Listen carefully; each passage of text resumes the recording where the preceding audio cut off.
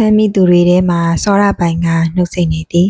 စောရပိုင်ကိုကြည့်လိုက်ရင်မျက်လုံးမိတ်ထားတာကိုပဲတွေ့ရမှာဖြစ်ပြီးမျိုးမျိုးရဲ့ပထွေးစုသူရဲ့အမှုတွေကလည်းအများကြီးရှိသည်သူရပိုင်တို့ပရာဟိတကျောင်းကိုသွားနေတော့နောက်မှာဒီနေ့တယောက်ချင်းစီရဲ့အမှုကိုလိုက်နေရတာဖြစ်သည်ဦးထွေးဘူမျိုးမျိုးရဲ့ပထွေးဖြစ်သူဦးထွေးဘူကစောရပိုင်ရဲ့လိုအပ်ချက်တွေကိုတရွာပြီးတရွာပြောင်းပြီးလိုက်လုပ်ပေးနေတဲ့သူလို့သူတို့ယူဆသည်ဦးထွေးဘူရဲ့ပြစ်မှုမတန်းတွေကတခြားအရာဘက်မှာလည်းရှိနေပြီးဦးထွေးဘူကရွာတရွာမှာ3နှစ်ဒါမှမဟုတ်9နှစ်လောက်နေတာကိုတွေ့ရသည်ကြည်ရတာရွာတရွာမှာသူတို့ရည်မှန်းချက်ပြည့်ဖို့အတွက်နေရတဲ့နှစ်ကွာတာဖြစ်လောက်သည်တိတ်ဆုံးသူရဲ့မိခင်ကိုခေါ်ရသူလား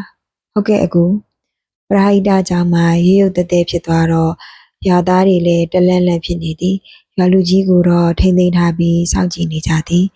ရွာသားတွေရဲ့အချက်လက်တွေကရွာလူကြီးပေးတယ်ဆိုတာသိကြတာထက်ပိုသည်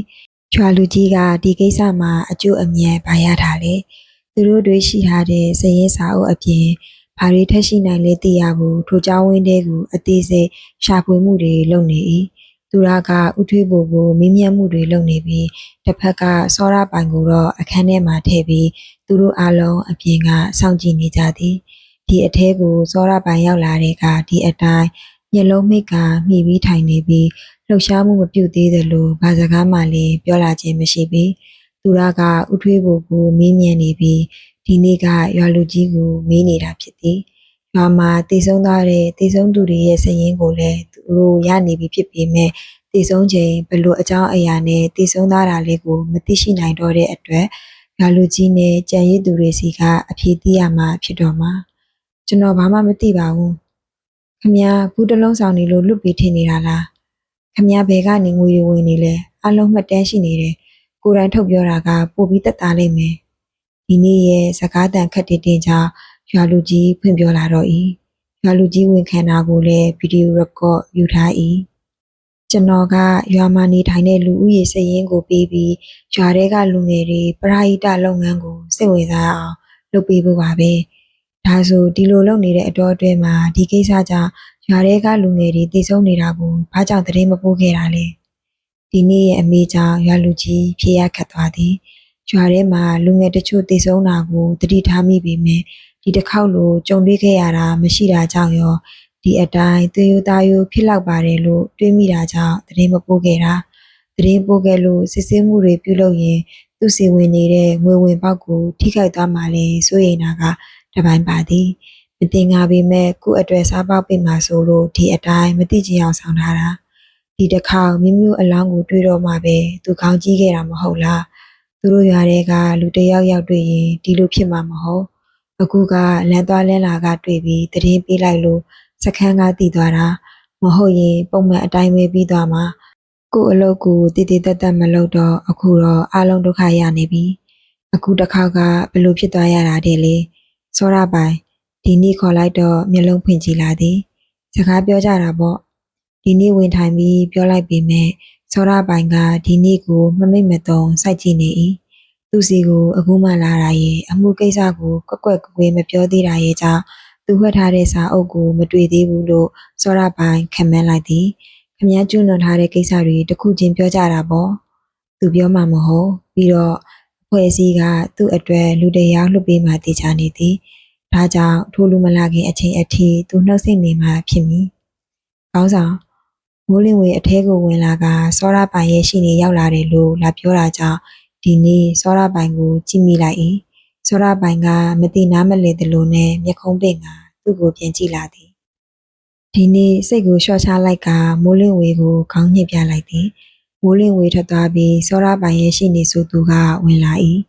ကျွန်တော်အမှုတင်နဲ့စကားခဏပြောချင်ပါတယ်ဒီနေ့အပြင်ထွက်လိုက်ပြီးအပြင်ကနေစောင့်ကြည့်လိုက်သည်ရှိနေနဲ့စကားပြောတာတော့စောရပိုင်ကနှုတ်ကပွင့်လာတာမတွေ့ရဘဲရှိနေပြောတာကိုပဲနားထောင်နေသည်အတန်ဆိုအပြင်ကလုံးဝမကြားရမိုးလင်းဝေစကားပြောတာကိုလက်ဖက်နိုင်ဖို့လှုပ်တာမိုးလင်းဝေခေါင်းညိတ်က CCTV မှရက်ကော့ယူပြီးစောရပိုင်ရဲ့ရှိနေဘာပြောလဲဆိုတာကိုလိုက်ဖက်နိုင်ဖို့စီစဉ်ရသည်တစ်ဖက်ကကျောင်းဝင်းထဲကရှာဖွေမှုကလည်းထပ်မံတွေ့ရှိတာမရှိသေးတာကြောင့်သူတို့အယမ်းဖိလို့မရဖြစ်နေ၏အလူငွေစည်ရင်းနဲ့ရွာသားတွေရဲ့ဒေတာရှိတာနဲ့ဒီလူသေးမှုကိုဆွဆွဲလို့မရ တိကျတဲ့အဖြေတစ်ခုထွက်လာမှဖြစ်မှာဒီနေ့အခန်းထဲပြန်ဝင်သွားတော့စောရပိုင်ကလုံးဝမပြောဘဲသူ့ရှိနေဆိုသူနဲ့သာပြောနေရသည်အလူငွေကကြည်ညိုလို့လိုတာဖြစ်တဲ့အတွက်ဒီအလူငွေကြောင့်ရောဒီနာမည်စင်းကြောင်းတွေပါကျွန်တော်အမှုတွေကိုတရားစွဲလို့မရပါဘူးပရာဟိတလုပ်ငန်းလုပ်နေတဲ့အတွက်ပါဝင်ကြည့်သူတရားရှိသူတွေကတော့အလူငွေထည့်ကြမှာပဲโอเคလက်ရှိရဲ့အရာရှိကိုခုခံရိုက်နှက်မှုပြန်ပေးဆွဲမှုနဲ့တရားစွဲထားပါတယ်ပြန်ပေးဆွဲမှုလို့တော့ခေါင်းစဉ်တက်လို့မရဘူးထင်တယ်ဖန်ဝရလည်းမပါဘဲနဲ့ခမားတို့ဘက်ကအရင်ကျူးကျော်လာခဲ့တာမဟုတ်ဘူးလားတစ်ဖက်ကရှိနေကလည်းလုံးဝဆင်းမလျှော့ပြီဘာလို့ပဲဖြစ်ဖြစ်ရဲအရာရှိကိုဖမ်းဆီးပြီးချုပ်နှောင်ထားတဲ့အတွက်စောရပိုင်ကတော့ဒီအထဲမှာလက်လောဆယ်ရှိနေမှာဖြစ်သည်ဒီအထဲမှာအချိန်ဆွဲဖမ်းဆီးထားတော့တစ်ဖက်ကလှုပ်ဝက်ထားတာတွေကိုရှာတွေ့ဖို့လိုသည်မဟုတ်ရင်ဒီအတိုင်းပြန်လှုပ်ပေးရမှာ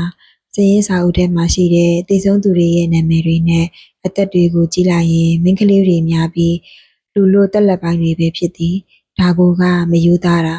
ဒါပေမဲ့ဆွဆွဲရလောက်တဲ့အနေအထားမဟုတ်သည်သူတို့ကြောင့်တည်ဆုံးသွားပါတယ်ဆိုတဲ့အနေအထားတစ်ခုတွေ့မှဖြစ်မှာရွာလူကြီးကိုမေးတာအချင်းကြီးဘာထူးလဲမင်းတန်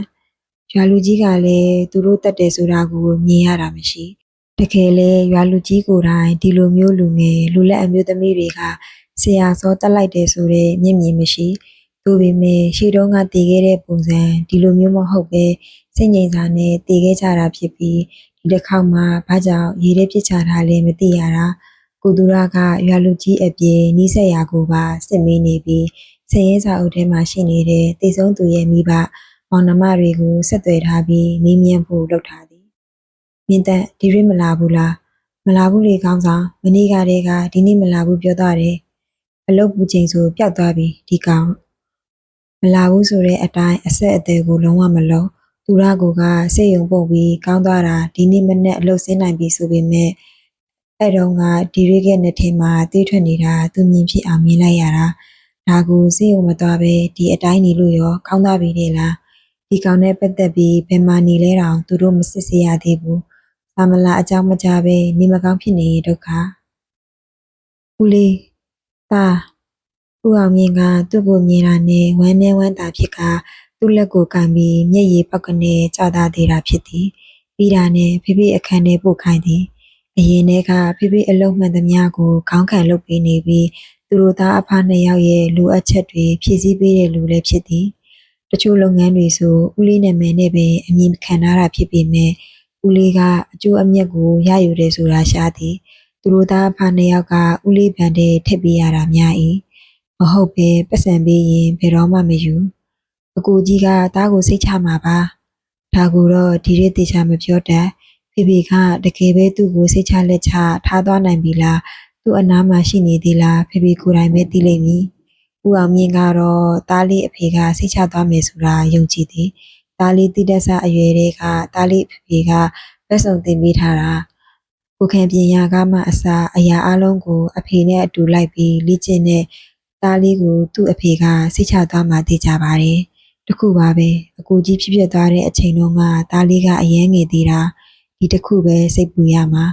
နောက်ဆုံးသူမြင်ဘူးတော့ကသားလေးက15နှစ်ပဲရှိသေးတာ15နှစ်အရွယ်နဲ့မလိုက်ပဲသားလေးကသူ့အဖေနဲ့အတူအလို့အတူတွဲလုံနိုင်ပြီးစဉ်းစားနိုင်သည်အဖမ်းခံရတာ16နှစ်မှာတော့သူတော်နောက်ဆုံးမမြင်ခဲ့ရပြီအကူကြီးတို့ခြံထဲမှာကြည်ကြက်နေတော့အကူကြီးတို့ကိစ္စဖြစ်ပြသွားတာသူကိုအိမ်ထဲလဲအဝင်မခံသားလေးကိုဘာလုပ်လိုက်ပြီလဲမသိရနောက်ဆုံးအကူကြီးနဲ့နီးစပ်တဲ့လူတစ်ယောက်ကသူ့ကိုတိတိစိတ်သတင်းပေးမှသားလေးကိုတတ်မပြစ်ဘူးဆိုတာသိခဲ့ရတာအခုပြန်လွတ်လာတော့အရွယ်ရောက်နေတဲ့သားက15နှစ်သားနဲ့မတူတော့ပဲပိုပြီးရင့်ကျက်လာသည်အရင်တည်းကရင့်ကျက်တယ်ဆိုပေမဲ့အခုကလူပုံလေးကလည်းပိုပြီးလူကြီးဆန်ကကြည့်ကောင်းပြီးတယောက်တည်းအဆင်ပြေနေပုံပေါက်သည်သားလေးကိုထိမ့်သိမ်းထားတဲ့10နှစ်အတော်အတွင်းမှာသားလေးကိုဘာတွေလုပ်ခဲ့သေးလဲဒါကိုမေးချင်ပေမဲ့သူမမေးပဲထားလိုက်သည်သားလေးကိုပြီးခဲ့တဲ့အကြောင်းအရာတွေမေးပြီးဘာလုပ်မှလဲကလေးပဲစိတ်မကောင်းဖြစ်ရမှာခြံထဲကိုအလေလာအောင်လေအခုဘာတွေလုပ်နေလဲမှုခင်းဌာနတစ်ခုမှာအလုပ်ဝင်နေတယ်သားဖေဖေတွေတရားမျှတမှုပြန်ယူရမယ်ဦးလေးသားကိုဘယ်သူထုတ်ပေးတာလဲဦးအောင်ခန့် ဦးအောင်ခန့်ကလက်ရှိလဲနိုင်ငံတော်အတွက်အလုပ်လုပ်နေတဲ့သူမဟုတ်လားဒါကိုတားကိုထုတ်ပေးတာကိုအကြီးအကဲတွေမသိစေရမရှိဒါကိုနိုင်ငံတော်လက်ဝဲကြီးအုပ်ထားတဲ့လူတွေကလွတ်ပေးထားတယ်တဲ့လားသူ့အထင်တော့ဒီအတိုင်းလွတ်ပေးထားမှာမဟုတ်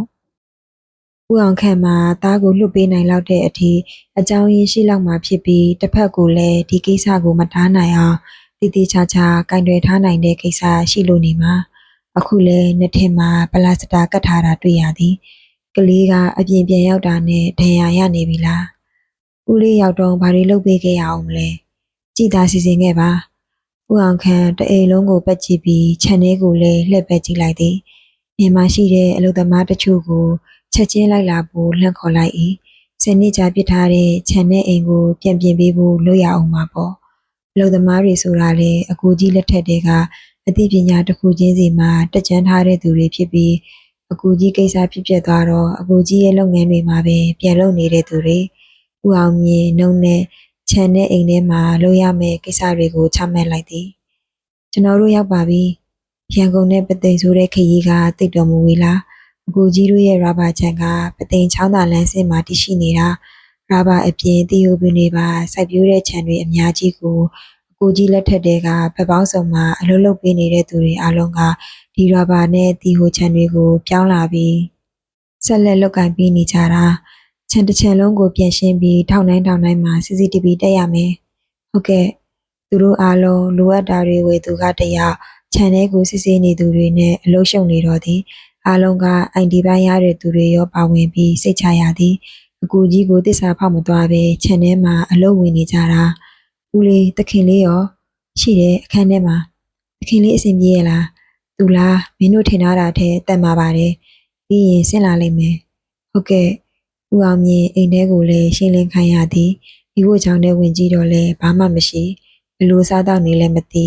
ရေခဲတစ်သားမအစာအားလုံးလေးခိုင်းကအသင်စားတာတွေကိုတော့ဝယ်ထည့်ပေးလိုက်၏ခွင်တောင်းစရာရှိတာကြောင့်တားလေးအခန်းကိုတောက်ခောက်လိုက်၏ခဏကြာမှတကားဖွင့်ပေးလာတဲ့ကလေးဒါ CCTV control room ကိုပြန်လုပ်ရအောင်ဒီတဲ့အခန်းထဲမှာတော့ရှာခွေရေးလုပ်ပြီး CCTV room ကိုတောက်ဖွင့်ပေးလိုက်၏သူကိုယ်တိုင်တောင်ဒီအခန်းထဲကိုဝင်မကြည့်ဖြစ်သေးဘူးအခန်းတကားဖွင့်လိုက်တာနဲ့ဖုန်တွေမှုန်ထွင်နေတော့သည်ကျွန်တော်ဘာမှမလုပ်ထားရသေးဘူးအလုံးရှင်းပေးမယ်သခင်လေးသူ့ကိုတွေ့တာနဲ့တခြားသူတွေအားလုံးကိုကိုညွတ်ကတော့ကပြုတ်သည်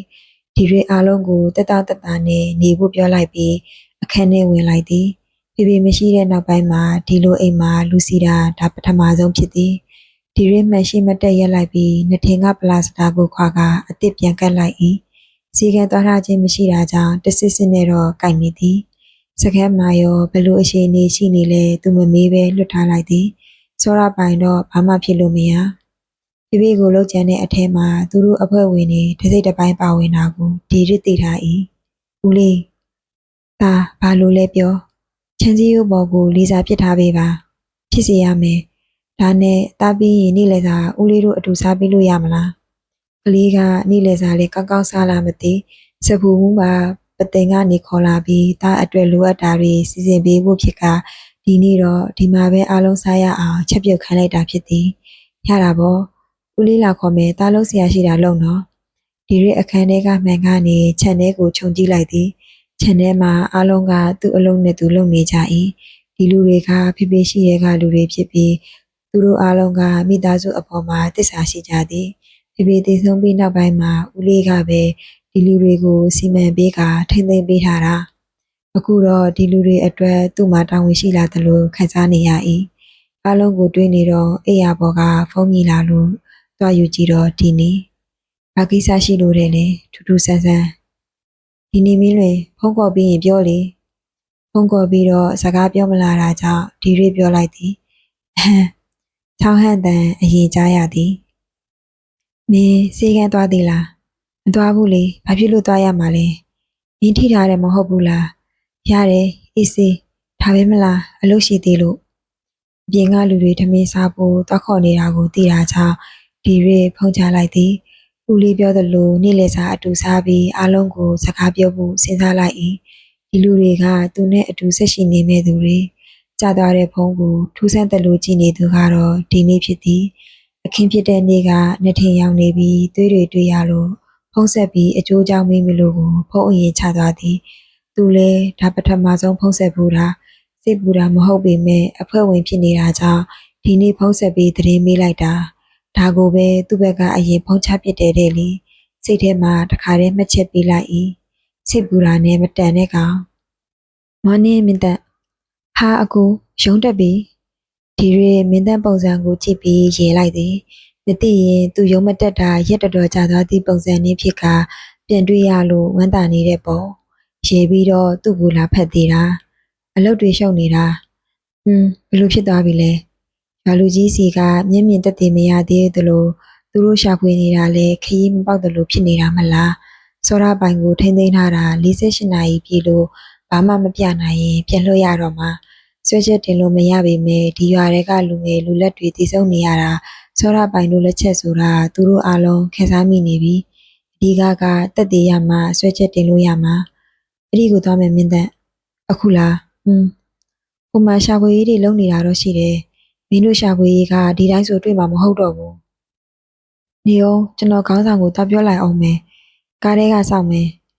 မင်းသက်ခေါင်းဆောင်စီပြေးပြီးပြောရသည်မဟုတ်ရင်သူ့ကိုဘာမှမပြောဘဲလှုပ်ချင်ရလို့ဆိုပြီးအဆူခံရအောင်မယ်ဘယ်ရောက်သွားတာလဲဟိုကားထဲမှာစောင့်နေမယ်လို့ပြောတယ်ဒီကောင်နဲ့ပတ်သက်ရင်ဒီနေ့ပဲအမြဲခံနေရတာလားအခုလဲအလုပ်ရောက်လာပြီးအပြင်သွားမယ်လို့မင်းသက်လာပြောလို့သူ့အခြေအနေကိုလာကြည့်တာဒါကိုမရှိသူ့ကိုကမှားတာ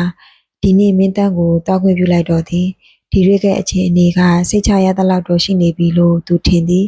ဒီရွေးရဲ့လုပ်ပုံကိုင်ပုံတွေကဒီလိုကိစ္စအတွက်ဆမ်းမနေတစ်ဖက်ကပြင်ဆင်စားကြည့်ရင်လည်းသူ့အဖေနဲ့တော့ကဒီရွေးကငယ်ဘဝကဘာတွေတောင်ဖြတ်တန်းခဲ့ရလဲမှမသိတာနိုင်ငံတော်ရဲ့အရေးကြီးတဲ့ကိစ္စနဲ့ပတ်သက်နေသူတွေရဲ့ဘဝကလွတ်လပ်ပေါ်ပါနေတာတော့မဟုတ်သူတို့အိမ်တော်ဖေဖေရဲ့အရာရှိလုပ်နေတဲ့အချိန်တွေမှာနေရထိုင်ရတာလွတ်လပ်တာမဟုတ်ဘူးသူတို့တောင်ဒီလိုဖြစ်နေရင်နိုင်ငံအကြံပေးအနေနဲ့ဖြတ်တန်းခဲ့ရတဲ့ဦးဒီရစ်မိုးရဲ့သားဒီရစ်အနေနဲ့ကပိုဆိုးလောက်မှတည်ကြတာထက်ပိုသည်အခုဒီမှာရှိနေတဲ့ရေတိုကာလလေးမှာဒီရစ်ကလှုပ်ဆောင်မှုတွေကိုမြင်ရရင်အရင်တုန်းကဖြတ်တန်းမှုကိုအနည်းငယ်မြင်နိုင်သည်မင်းတန်းကတော့ဒီရစ်နဲ့အပြင်ထွက်ရရင်ကိုပျော်နေ၏အနည်းငယ်လွတ်လပ်တယ်လို့လည်းခံစားမိနေသည်အခုတန်ရာတက်တာသွားပြီလားစီကံသွားသည်လားသွားပါဘူးကွာသူတို့နှစ်ယောက်ကျောင်းဝန်းထဲရောက်တော့ရှာဖွေမှုပြုလုပ်နေစေအရာရှိတချို့ရှိသည်အစာအုပ်တွေအလုံးကိုရှာဖွေပြီးမြောက်ခန်းလည်းမရှိဘူးပြောတဲ့အကူမင်းသက်အရာရှိတချို့စီကတိလာရတဲ့သတင်းကိုဒီရစ်ကိုပြောလိုက်၏ကိုဒီရစ်ကိုတချို့ကမသိတော့လိုက်ကြည့်နေကြ၏ဒီရစ်သူတို့ဆက်ထားတဲ့ဆိုတဲ့အခန်းတွေကိုထပ်ကားသွားကြည့်လိုက်၏ရှာဖွေထားတာတော့အလုံးနှံသည်ဒါဆိုဘာဖြစ်လို့မတွေ့တာလဲဒီရစ်ရှာဖွေမိနောက်ထားတဲ့အပုံတွေကြားမှာမျက်လုံးမိတ်ကခဏစဉ်းစားလိုက်သည်ဒီမှာအချိန်လေးတစ်ခုကိုသတိရသွားတာကြောင့်ဒီရစ်အပြင်ပြန်ထွက်လိုက်တော့၏ကဲထိမ့်သိမ်းထားတာ48နာရီပြည့်တော့မှဆိုတော့စောရပိုင်ရဲ့ရှိနေမှပြန်လွှတ်ပေးဖို့ပြောလာတော့သည်သူတို့ဘက်ကပြောသလိုထိမ့်သိမ်းထားတာ48နာရီပြည့်ပြီဖြစ်ပြီးသက်သေရှာမရမှတော့လွှတ်ပေးဖို့ပဲရှိတော့သည်ဒီနေ့သူရကိုမေးဆက်ပြလိုက်ပြီးလွှတ်ပေးဖို့လုပ်လိုက်၏ဆက်ပြီးထိမ့်သိမ်းထားလို့လည်းရမှာမရပဲလွတ်ပေးနေတဲ့အတော်အတွင်းမှာဒီလူကိုစောင့်ကြည့်ပြီးပြီးပထွက်မသွားရအောင်တားထားရမှာပဲရှိတော့သည်စကန်အစာအုပ်အဆက်နာမှာသူတို့ကိုပြုံးစစ်စစ်နဲ့ကြည့်နေတဲ့စောရပိုင်ရဲ့အကြွေတွေကလှောင်ပြုံးတွေမှန်သူတို့အားလုံးသိသည်သွားမယ်ထိုအခါမှအတန်ထွက်လာတဲ့စောရပိုင်သူရှိနေဆိုသူကိုခေါ်ကစကန်နဲ့နမိတ်ဧရိယာကနေထွက်သွားတော့သည်စခန်းနဲ့ကပကင်တစ်ဖက်ချမ်းကိုကူဖို့အလုံးသူတို့ရှိကိုဖြတ်ရက်လာတဲ့ရဲတစိမ့်မပါတဲ့ကားတစ်စီးစောရပိုင်မျက်မှောင်ကျုပ်ကြည့်လိုက်မိသည်ကားထဲကထွက်လာသူကအခင်းဖြစ်ပွားတဲ့နေ့တုန်းကသူ့နာမည်ကိုသိနေတဲ့လူဒီလူကဘာကောင်လဲမင်းမျက်နှာကလွတ်ပြီဆိုတော့ပျော်နေတဲ့ပုံပဲသူစကားနဲ့အတူအိတ်ကြီးနဲ့ထည့်ထားတဲ့လောက်ကက်သီးအိတ်ရောမြေမုတ်တွေကက်ကြည့်နေတဲ့စာအုပ်ပါထုတ်ပြလာတာကြောင့်စောရပိုင်ပူထူသွားတော့သည်မင်းသက်တရခန်ကိုလက်ထိတ်ခတ်လိုက်လက်ထိတ်နဲ့အတူပြန်ဖမ်းခံလာရတဲ့စောရပိုင်နောက်ကနေရှိနေပါအတူပါလာပြီးရှိနေမျက်နှာကလည်းဝေခဲမရဖြစ်နေပုံပေါ်သည်မင်းဆက်လုပ်လိုက်ဒီနေ့လက်ထဲကိုထည့်လာတဲ့တတိကံပစ္စည်းတွေ မနေ့ကခွင့်ယူပြီးမနေ့ထဲကမတွေ့ရတဲ့သူကပြန်တွေ့ရတော့တရေခံရဲ့တက်တေခံပစ္စည်းတွေနဲ့အတူပြန်ရောက်လာသည်မင်းဘဲမှသွားဖို့မစင်စားနဲ့ဟောကိုကတရေခံလားဒီရစ်โอเคပါဘဲမှမသွားဘူးကိုသူ့ကိုစောင့်ကြည့်နေမှာညနာကတော့ရောင်တာပါညာမရှိတော့ပြီမနေ့ကတနေ့လုံးဘာလုပ်နေရတဲ့လေဒီကောင်ကလူကိုအယုံဆိုင်မိအောင်တော့လုပ်နိုင်တာဒီနေ့လက်ထဲထည့်ပေးလာတဲ့တက်တေခံပစ္စည်းတွေကိုချက်ချင်းတက်ခွဲခံဖို့ကသူတို့ရှာတွေ့ထားတဲ့လော့ကတ်တွေနဲ့တူလားမတူလားစစ်ဆေးခိုင်းလိုက်ပြီးစည်ရင်တွေကတည်ဆုံးသူတွေရဲ့သွေးဟုတ်မဟုတ်တိုက်စစ်ခိုင်းလိုက်သည်ညီမုံတွေပြီးနေတဲ့စာအုပ်ထဲမှာတော့သူတို့အဖွဲ့အစည်းရဲ့အမှတ်အသားပုံတပိုင်းတလက်စာနဲ့အတူစောရပိုင်ရဲ့လှုပ်ဆောင်ရမယ့်အချက်လက်တွေရေးထားတဲ့စာတွေကိုတွေ့ရတော့သည်သူတို့အဖွဲ့အစည်းရဲ့ကြောက်မက်ဖွယ်လှုပ်ဆောင်မှုတွေကိုမြင်ရမှာဖြစ်ပြီးလူအသက်နဲ့ရစ်ပူဇော်ရမယ့်ပုံစံတွေရေးထားတာဖြစ်ကဒီထက်ပိုတိကျတဲ့သက်သေမလိုတော့ပြီစစ်မေးခန်းတွေကအခုပဲထွက်တဲ့စောရပိုင်ကလက်ထိတ်နဲ့အတူစစ်ဆေးမေးမြန်းခန်းနဲ့ပြင်ရောက်သွားတော့သည်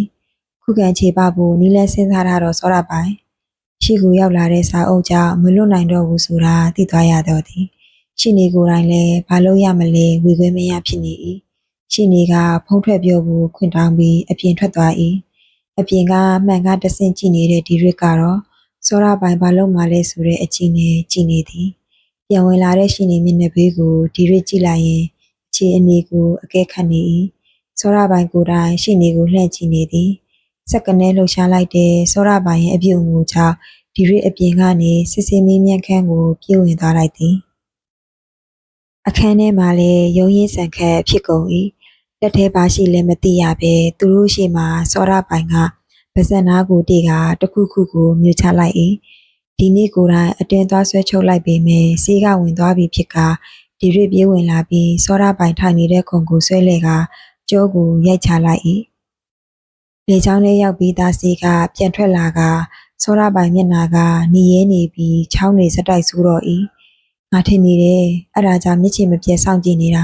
ထင်တဲ့အတိုင်းပါပဲလားစောရပိုင်မင်းတေဖို့မစင်စားနဲ့ငါစောင့်ကြည့်နေမှာ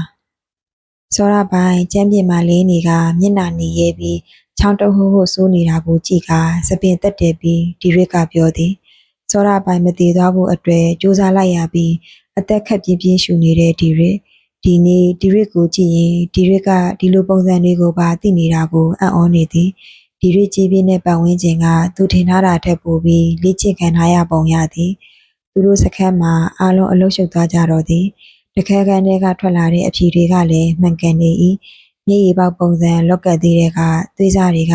တည်ဆုံးသူတွေရဲ့သွေးစားတွေဖြစ်ပြီးနှစ်စဉ်အလိုက်သူတို့ရစ်ပူဇော်ရမယ်အပြိုစင်အရေးအတွက်ကိုပါရေးမှတ်ထားတဲ့စာအုပ်ကတက်တည်ဖြစ်သည်စာအုပ်ကိုစောရပိုင်မျက်နှာရှိတတ်တဲ့စပွဲပေါ်ကိုဘုံကနေပစ်ချလိုက်တော့၏ကြည်ရတာဒီအကြောင်းအရာတွေပေါ်လို့မဖြစ်ပဲပေါ်တာနဲ့သူတို့ကိုသူတို့တက်တည်ဖို့စီစဉ်ထားကြတဲ့ပုံပေါ်သည်စောရပိုင်အတွက်စစ်ဆွဲချက်တွေကိုတစ်ခုပြီးတစ်ခုမြင်းတန်လိုက်ရေးနေပြီးသူရကခေါ်ပေးနေတာဖြစ်၏ဘလို့မှမလွတ်တော့ဘူးဆိုတာသိတဲ့စောရပိုင်ကတော့တိတ်ဆိတ်နေ၏ဘာတွေထပ်ပြီးကြံစီနေလဲသူသာသိလိမ့်မည်ဒီရစ်ဘဲကိုလဲလှုပ်လှုပ်ရှားရှားလှုပ်လိုက်တာနဲ့သူ့ကိုစောင့်ကြည့်နေတဲ့ဒီနေ့ကြောင့်ဒီရစ်ရေလိုက်မိသည်တကယ်ကိုသူ့ကိုမျက်စိရှိကအပြောက်မခံတာပဲဘာတွေဖြစ်နေလဲမသိစောရပိုင်နဲ့စကားခဏပြောမလို့အဲ့တော့မှဘာမှဆက်မမေးတော့ပြီဒီရစ်စစ်စစ်မြင်းမြန်းခန်းနဲ့ဝင်သွားပြီးစောရပိုင်နဲ့မျက်နှာချင်းဆိုင်ထိုင်လိုက်သည်မင်းဘာကောင်းလဲသူ့ကိုမြင်တာနဲ့စောရပိုင်ကမိလာတော့၏မင်းသိစရာမလိုဘူးမင်းသိရမှာကမင်းတို့အဖွဲ့အစည်းမှာဘယ်သူတွေပါလဲငါသိတယ်ဆိုတာပဲဒီရစ်ကိုကြည်လာတဲ့စောရပိုင်ရဲ့မျက်လုံးတွေကဒီရစ်ကိုကြည့်ပြီးအပြေရှာနေသည်အပြေရှာမနေနဲ့မင်းတို့အဖွဲ့အစည်းကမကောင်းမှုတွေငါအားလုံးဖော်ထုတ်ပြမယ်ဆိုတာပဲသိထားရင်ရပြီဒီကောင်ကလက်ရှိဖြစ်နေတဲ့ကိစ္စအပြင်အဖွဲ့အစည်းလို့သုံးထားတာကြောင့်တခြားကိစ္စတွေပါသိနေတယ်လို့ဆိုလိုတာလားဘယ်အတိုင်းထားဒီသိနေတာလဲဘယ်လောက်ထိသိထားလဲဘသူတွေသိသေးလဲစောရပိုင်ဘာမှမစင်စားနိုင်တယ်လို့ဒီတယောက်ကိုလည်းအရင်ကမမြင်ဘူးမြင်ဘူးရင်လည်းအစားပေါ်လို့ရသေးတယ်အခုဟာကဘယ်ဟာကိုမှအစားပေါ်လို့မရတေချာတာတစ်ခုကသူအပြစ်ကြွေးပေးရလို့ထောင်ထဲနေရရင်တော့အဖွဲ့အစည်းအကြောင်းကိုတစောတစလေးတောင်ဖွင့်ရမှာမဟုတ်စောရပိုင်ရဲ့အမှုကိုထုတ်ပြန်လိုက်တဲ့အချိန်မှာအားလုံးကအံ့အားသင့်ကုန်တော့သည် ပရာဟိတအလုပ်ကိုဗန်းပြပြီးနောက်ွယ်မှာလုပ်နေတဲ့ရစ်ပူစော်တဲ့ကိစ္စကအားလုံးကိုဝန်းနေစေပြီးမကောင်းတဲ့မှတ်ချက်တွေပြုကြသည်လက်ရှိဖြစ်ပျက်သွားတဲ့ရွာဆိုရင်ရွာတွေကသေယူသားယူသေဆုံးသွားတယ်လို့ထင်မိတဲ့သေဆုံးသူတွေရဲ့မိဘတွေကိုယ်တိုင်အခုမှချုံပွဲကြငိုယူတော့၏သားသမီးသေဆုံးပြီးခြောက်လန့်မှုတွေဖြစ်တိုင်းကောင်းရာသူကတိလာဖို့အတွက်အလှူတွေလုပ်ပြီးဆုတောင်းမှုတွေပြုလုပ်ပေးနေရတာတကယ်တမ်းသားသမီးတွေရဲ့သေဆုံးမှုကရစ်ပူစော်ခံရတယ်ဆိုတာသိလိုက်ရတော့မိဘတွေယူကြုံမရဖြစ်ကုန်တော့၏တာဝန်ရှိသူတွေရဲ့ထုတ်ပြန်ချက်အပြီးမှာတော့တသက်တကြောချမှတ်လိုက်တဲ့အပေါ်မှာကျင်းနေကြတဲ့သူရှိသလိုတည်တံပေးစီခြင်းကြတဲ့သူတွေလည်းရှိနေသည်ပရာဟိတအလုံးနောက်ွယ်ကကိစ္စအတွက်ကိုစောရပိုင်ကခိုင်းသူမရှိတယောက်တည်းအပြစ်တွေကိုဝန်ခံခဲ့သည်ရှာတွေ့ထားတဲ့အထက်ကတပိုင်းတစအမှတ်အသားကိုတော့ဘာမှမေးမြန်းလို့မရပြီညစာကိုကျွေးမယ်ဒီနေ့ညစာကိုတကာခံလိုက်ပြီးသူတို့အားလုံးညစာအတူသွားစားကြတော့၏ဒီတခါတော့လူစုံတွေကတောင်းရင်စကားပြောကြ၏ဦးလေးဟုတ်တယ်နည်းနည်းနောက်ကြမယ်ညစာအပြင်မှာပဲစားဖြစ်မယ်အားလုံးနဲ့ညစာအတူစားနေရင်ဦးလေးကဖုံးလက်ဆက်တာကြောင့်ဒီရွေးညစာစားဖို့မဆောက်စေရန်ပြောလိုက်သည်သူ့အိမ်မှာပြင်ဆင်တာတွေကလက်စမသက်သေးတာကြောင့်ဦးလေးတို့အဖွဲတွေရှိနေသေးသည်အကိုသူဖုံးချပြီးတာနဲ့မင်းတန်ကရီဝီဝီနဲ့သူ့ကိုကြည့်လိုက်ဒီကောင်လေးတော်တော်မူးနေပုံပေါက်သည်သူရပိုင်ကတော့တိတ်တောက်တာမတွေ့ပဲသူ့ရေးစားနဲ့ဖုံးပြောနေတာဖြစ်လောက်ပြီးအတန်ခတ်အုပ်အုပ်ပဲထွက်၏ငါပြောနေမှန်းတော့တေချာမကြရမိုးလင်းဝေကတော့မင်းကလေးဖြစ်လို့လားမသိတိတ်တောက်တာမတွေ့အကူကဘယ်နားမှနေရလဲအကူစီကိုလည်းအလဲမခေါ်ဘူးကျွန်တော်ကအကူနဲ့ရင်းနှီးချင်တာကိုဒီရေမင်းတန်းကိုကြည့်ပြီးရေလိုက်မိသည်အလဲမခေါ်တာမဟုတ်ပေမဲ့အပြင်ပြန်ရောက်လာတဲ့သူကကိုအကြောင်းလူသိဖို့မရည်ရွယ်သလိုတယောက်တည်းလုံးလေးနေတတ်တာလည်းပါသည်အားတဲ့တရက်ခေါ်မယ်ကွာဟုတ်ပြီလားတကယ်တော့အကို promise အဲ့ဒါဆိုအကူအိမ်လိုက်လိမ့်မယ်ရတာပေါ့ဒီနေ့စကားပြောနေကြတဲ့နှစ်ယောက်ကိုအကဲခတ်နေလိုက်သည်သူသိချင်တာဒီရက်ကအရင်တည်းကသူ့အဖေတိတ်ဆုံးသွားတဲ့အိမ်မှာနေတာလားဒါမှမဟုတ်တခြားမှာနေတာလားသူ့အဖေလောက်ကြံခံရတဲ့အိမ်ဆိုရင်လိပ်စာတွေရှိနေပြီးသားအဲ့ဒီချန်ဝန်းကြီးကအကြီးကြီးဖြစ်ပြီးတိတ်ဆိတ်နေသည်အရင်တည်းကအဲ့ဒီအိမ်မှာဒီရက်နဲ့သူ့အဖေပဲနေတာဖြစ်လောက်သည်မင်းတယောက်တည်းနေတာလားဒီမိကုန်းကသူ့အလိုလိုနှုတ်ကထွက်သွားတာဖြစ်သည်ဒါပေါ့မိတွေကတယောက်တည်းလေဒါနဲ့ပြန်တော့မယ်ဖြစ်တယ်မလားအကူကပြန်တော့မလို့လားမင်းတန်းကတကယ်ကိုသူ့ကိုခင်တွေ့တာအေးစားလို့လဲပြီးပြီဆိုတော့ပြန်မယ်လေကျွန်တော်လာနေမှာနော်โอเคထွက်သွားတဲ့လူတစ်ယောက်ကိုခေါင်းလေးလုံးကလိုက်ကြည့်နေ၏သူတို့လည်းစားတာကိုလက်စားဖြတ်ခါပြန်ဖို့လုပ်ကြတော့သည်မိုးလင်းဝင်နဲ့မင်းတန်းကိုကားငါးပေးကအိမ်ရောက်အောင်ပို့ခိုင်းလိုက်တော့သည်အကူဒီရက်ကိုဒီတိုင်းလွတ်ထားမှာလားဟိုကျွန်တော်ပြောချင်တာသူ့ကိုကျွန်တော်တို့အဖွဲ့ထဲမှာတကယ်ပဲထားရတော့မှာလားထားရမယ်အဲ့လိုပဲမှတ်ထားလိုက်သူလားဟုတ်ကဲ့အကူကဲသွားမယ်ကွာမင်းလည်းစောစောပြန်အောင်ကောင်မလေးစီသွားရအောင်မလားဟုတ်ကဲ့အပြန်ခဏလှည့်ဝင်မလို့အေးပါကွာသွားနောက်မကြစေနဲ့ဒီနေ့အိမ်ပြန်ခဲ့တော့ဖေဖေနဲ့မမေကမအိပ်သေးပြီအရင်နဲ့နဲ့တောက်လာတာကြောင့်ဖေဖေနဲ့မမေကိုအာနာသွားရသည်နောက်ဆက်တွဲကိစ္စတွေတော့ရှိအောင်မယ်ထင်တယ်ဖေဖေကသူဝင်လာတာနဲ့အမှုနဲ့ပတ်သက်ပြီးထင်မြင်ချက်ကိုပေးသည်ဖေဖေကိုယ်တိုင်ကမိသားစုရှိရေးအတွက်စီးပွားရေးပဲပြောင်းလိုက်ရပေမဲ့ဝါသနာပါတာကိုတော့ဖျောက်လို့မရဘူးထင်၏ဟုတ်တယ်ဖေဖေဒါညစာစားအောင်မလားသူ့အဖွဲတွေနဲ့အပြင်မှာဆလာတာကိုဘယ်စားမလဲကွစားချင်မလားလို့မေးတာပေါ့ရှင်ကလည်းမမေကိုကြည့်ပြီးဒီနေ့ပြုံးမိသွား၏ဒါနဲ့တားလေးတငယ်ချင်းတောင်ပြန်လာတော့မယ်ညသက်ချယ်လေးလေဟုတ်လားဘယ်တော့ရောက်မယ်ပြောလဲမမေနောက်တစ်ပတ်လို့ပြောတာပဲဒါကိုအဆက်အသွယ်မလုပ်လို့တဲ့မမေကိုပြောနေလေရဲ့ကျွန်တော်လည်းအလုံးရှုံနေတာမမေတို့ကသိတာပေါ့ကွယ်အစဉ်ပြေရင်တငယ်ချင်းကိုဆက်သွယ်လိုက်အောင်မဟုတ်လို့ဒီပြန်ရောက်ရင်ချော့နေရမယ်ဟုတ်ကဲ့မေကျွန်တော်ဆက်သွယ်လိုက်ပါမယ်အေးသွားနာတော့ဒီနေ့ဖေဖေနဲ့မေကိုနှုတ်ဆက်ပြီးအခန်းထဲဝင်လိုက်သည်ဒီချိုးတန့်စင်ပြီးမှဖုန်းကိုကောက်ကန်လိုက်ပြီးညသက်ချဲကိုစားပို့လိုက်၏ညသက်ချဲတို့မိသားစုနဲ့သူတို့မိသားစုကအရင်တည်းကအင်ဂျင်ကရက်ဖြစ်ပြီးညသက်ချဲအထက်တန်းအောင်မိတာနဲ့နိုင်ငံခြားကိုထွက်သွားကြတာဖြစ်၏အခုတော့ကိုယ်နိုင်ငံကိုပြန်လာတော့မယ်ထင်ပါရဲ့ကြာတာမူကျူတငယ်ချင်းပြန်ပို့တဲ့စာကြောင့်ဒီနေ့ရဲလိုက်မိသည် သူစားဖို့တာကိုပြောနေတာနင်ကိုတီဗီဖန်သားပြင်မှာမြင်လိုက်တယ်နင်နဲ့ယူနီဖောင်းနဲ့အရန်လိုက်တယ်သိလားဒီနေ့ညောက်ပြောပေးတဲ့တငယ်ချင်းလေးပြန်လာရင်ငါအခမ်းမှာပါညောက်ပြောတာမဟုတ်ပါဘူးအတီပြောတာနင်အမခံလဲငါလာစားမှာโอเคမျောနေမယ်ငယ်တွေကအိမ်ချင်းကရဲ့တငယ်ချင်းတွေကပြောမနာဆိုမနာအခုတော့သူတို့တောင်ပြန်လာတော့မယ်တဲ့လေအခုရီရီမြင့်တို့ကခေါင်းရင်းအိမ်ကိုပဲပြန်ဝယ်ထားတာမလားဟုတ်တယ်သူတို့ရောင်းသားတော့ကနဲ့ဆိုရင်အခုကတော်တော်ပြန်ပေးရတယ်ခြံစည်းကွက်တွေကတက်နေတာကိုတို့နဲ့မက်ရီရီတို့ဆိုတာအရင်တည်းကချမ်းသာကြွယ်ဝမှုကမမတက်အောင်ရှိတယ်လို့ဒီအယူပြန်လာမယ်ဆိုတော့လေသူတို့အိမ်ဖြစ်တဲ့ခေါင်းရင်းကအိမ်နဲ့ခြံကိုချက်ချင်းကောက်ဝယ်ပစ်လိုက်တာသမီးမြတ်တဲ့ချေလေးကတော့အရင်တည်းကသားနဲ့တငယ်ချင်းဆိုတော့သူတို့အိမ်မှာနေအိမ်စားအိမ်လိုပါပဲကိုရောက်သွားတာတော့သူမတို့မိသားစုကိုအဆက်အသွယ်မပြတ်ပဲခေါ်ပြောဆက်ဆံသေးတာဖြစ်သည်အထက်တန်းပြီးတော့ပြောင်းသွားတဲ့မိသားစုလေးကအနီးနားကိုပြန်ရောက်လာမယ်ဆိုတော့လေဝမ်းသာရတာဒါနဲ့အကူသားကိုစီးပွားရေးပဲပြောင်းပေးမှာလားသားကိုဒီအလုပ်ပဲဆက်မလုပ်စေခြင်းဒီအလုပ်ကပင်ပန်းပြီးအနေရလေးရှိသည်သားကိုယာရုယာကန်တစ်ခုအနေနဲ့အမြင့်ပိုင်းအထိသွားစေခြင်းနဲ့သားကိုလားသားကရောဆန္ဒရှိပါမလားအကူသားစိတ်ကိုအကူသိတယ်သားကသူ့ဝဒနာပါရကိုပဲရှောက်လန်းမှာအဲ့ဒါကြောင့်ဒီအလုပ်ကနေပဲအမြင့်ကိုတက်ရအောင်လုပ်တာအကောင်းဆုံးပဲယာရုကုန်အင်းနဲ့လည်းပြည့်စုံတာပေါ့အကူကအိမ်စီးပွားရေးလုပ်ပြီးသားကိုယာရုကုန်အင်းနဲ့ဖြစ်စီမယ်ဆိုတော့သူတို့မိသားစုရဲ့ဂုဏ်ယူရမယ့်ကိစ္စပါပဲအကူပြောသလိုသားကဒီအလုံးနဲ့ပဲအမြင့်ကိုတက်လန်းသွားပြီး